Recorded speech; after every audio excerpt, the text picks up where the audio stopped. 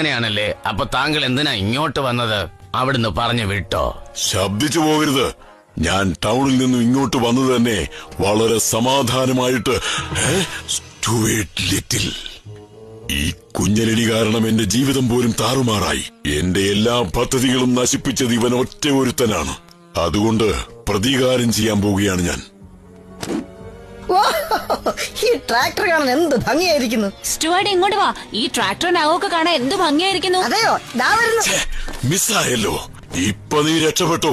എന്നായാലും നീ എന്റെ കയ്യിൽ തന്നെ വന്ന് വീഴും. അയ്യോ എന്റെ അമ്മച്ചേ. എന്തോന്നാടാ നീ നോക്കണത്? ഇത് സിറ്റിയിലിരിക്കണ കുപ്പത്തൊട്ടിയൊന്നുമല്ല, എല്ലാം ഫ്രഷ് സാധനങ്ങളാടേ. കഴിച്ചു നോക്ക്. നീ കഴിക്കഴിയാ ഒരു 9 ദിവസത്തെ പഴക്കമേ കാണൂ. വയറിളക്കൊന്നും വരൂലടേ. ഇതെല്ലാം ഞാൻ കഴിക്കാറില്ലെന്ന് നിനക്കറിയില്ലേ?